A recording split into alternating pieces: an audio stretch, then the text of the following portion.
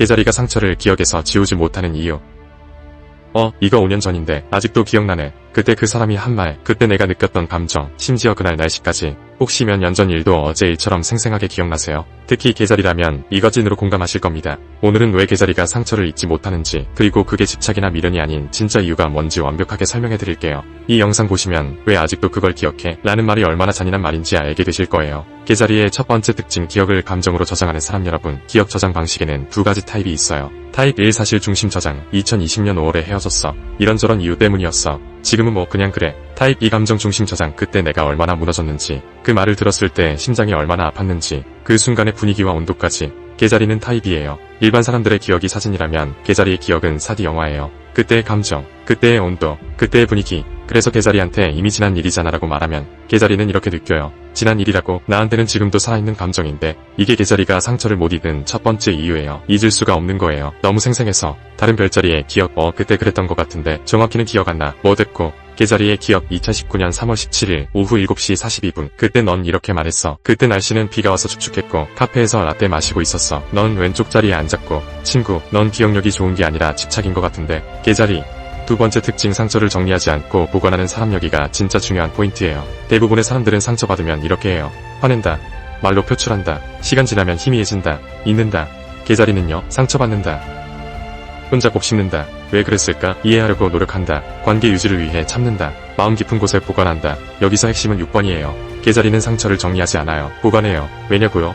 개자리는 이렇게 생각하거든요. 이 상처를 어떻게든 안고 이 관계를 계속 유지할 수 있지 않을까. 그래서 상처를 없애는 게 아니라 상처를 품은 채로 살아가는 방법을 찾아요. 문제는 이렇게 보관된 상처들이 시간이 지나도 전혀 희미해지지 않는다는 거예요. 세 번째 특징, 상처를 지우는 걸 관계 부정으로 느끼는 사람이 부분이 개자리를 가장 잘 설명하는 포인트예요. 개자리에게 상처는 단순히 아픈 기억이 아니에요. 상처, 내가 진심으로 사랑했다는 증거. 무슨 말이냐면요. 상처를 받았다는 건 그만큼 믿었다는 뜻, 그만큼 마음을 줬다는 뜻, 그 관계가 진짜였다는 뜻. 그래서 개자리가 상처를 잊는다는 건 그때의 내 진심을 부정하는 것처럼 느껴지는 거예요. 예를 들어 볼게요. 친구가 이렇게 말해요. 야, 그 사람 이제 잊어. 별로 중요한 사람도 아니었잖아. 개자리는 속으로 이렇게 생각해요. 중요하지 않았다고. 내가 그때 얼마나 진심이었는데 그 진심까지 부정하라는 거야. 그래서 개자리는 차라리 상처를 기억하는 쪽을 선택해요. 아파도 무거워도 그때의 자기 마음만큼은 지우고 싶지 않거든요. 실제 사례, 개자리의 괜찮아 저장소. 제가 아는 개자리 친구 얘기해볼게요. 5년 전에 친한 친구한테 상처받은 일이 있었대요. 그 친구가 뒤에서 자기 욕을 했다는 걸 알게 된 거예요. 근데 그 개자리 친구가 어떻게 했냐면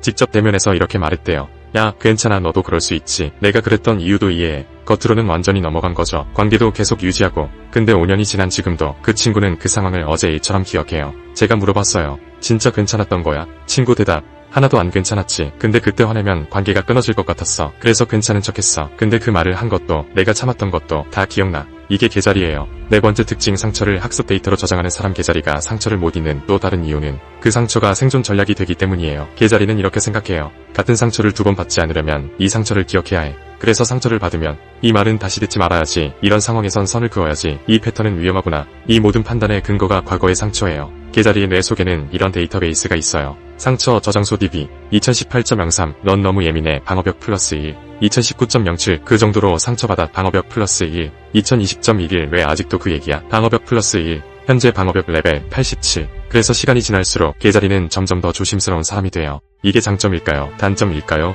둘 다예요. 상처를 덜 받게 되는 대신 마음의 문이 점점 두꺼워지는 거죠.